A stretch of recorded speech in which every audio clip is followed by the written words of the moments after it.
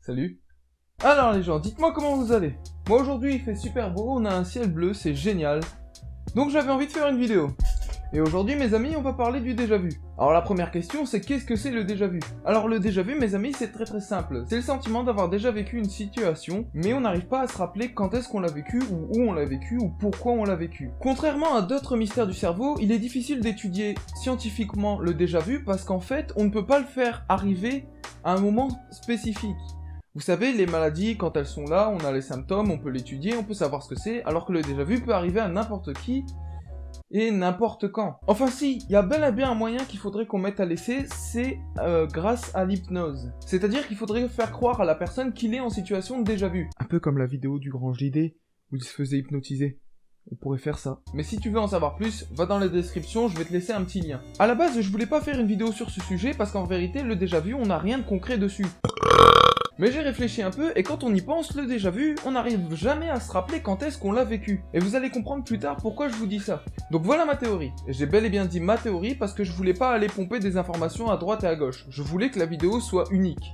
Que la théorie soit unique. Vous êtes prêts? Super.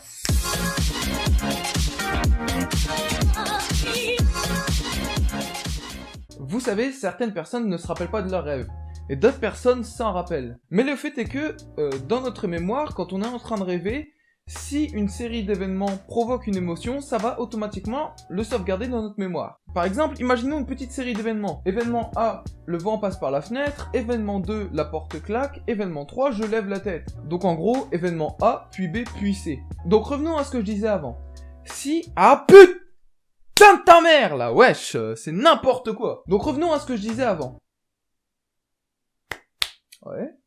Non. Donc revenons à ce que je disais avant. Quand on fait un déjà-vu, on n'arrive jamais à se rappeler de quand et de pourquoi on l'a fait. Et ma théorie, c'est parce que on ne l'a jamais vécu irréel, qui veut dire dans la vie réelle. Mais on l'a vécu plutôt dans notre rêve. Bon, avant qu'on arrive à la fin, parce que c'est une théorie qui est vachement très rapide à expliquer, et très simple à comprendre également, laissez-moi d'abord vous donner des informations à propos du cerveau.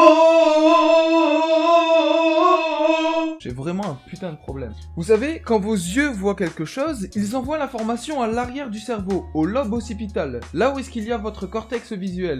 Et c'est à partir du moment où l'information est transmise au lobe occipital que vous devenez conscient de ce que vous voyez.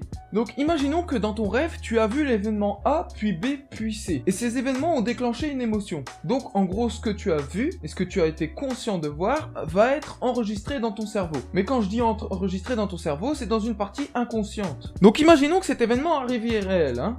Imaginons que c'est l'été, il fait chaud, tu ouvres ta fenêtre, ta sœur a peut-être aussi ouvert sa fenêtre, et tu as laissé ta porte ouverte. Donc, vous connaissez l'événement A, le vent passe par la fenêtre. Événement B, la porte se claque, et c'est à partir de ce moment-là que tes yeux voient l'événement A puis B arriver, qu'ils envoient l'information à ton cerveau. Et là, à partir de ce moment-là, ton inconscient dit à ton conscient, ok, donc là on voit l'événement A, puis B, et là d'un coup, boum. Cet événement que tu avais déjà enregistré dans ta mémoire à partir de ton rêve, sort de ton inconscient et dit, wow.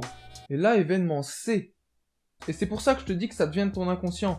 C'est parce qu'on n'arrive pas à se rappeler d'où ça vient. C'est parce que c'est jamais arrivé irréel. C'est arrivé dans nos rêves. Et voilà. C'est ma théorie du déjà-vu. Vous savez, il y a plein d'autres théories. Puisque, comme je l'ai déjà dit, c'est pas une maladie le déjà-vu. Ça peut arriver à n'importe qui, n'importe quand. Donc on peut pas l'étudier scientifiquement.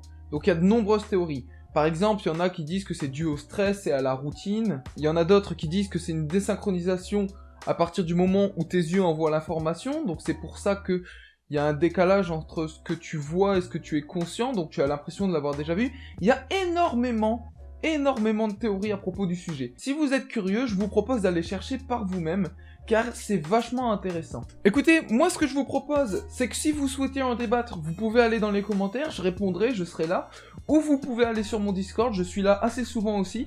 Vous allez dans la description, vous cliquez et vous rejoindrez directement mon Discord et on pourra parler de différents sujets. Sur ce, même si cette vidéo était courte, j'espère qu'elle vous a plu quand même. N'hésitez pas à vous abonner, à partager la vidéo si elle vous a plu, à liker la vidéo si elle vous a plu. Attends, j'ai un déjà vu là. Événement C, vous abonner sur Twitter. Allez, prenez soin de vous les gars.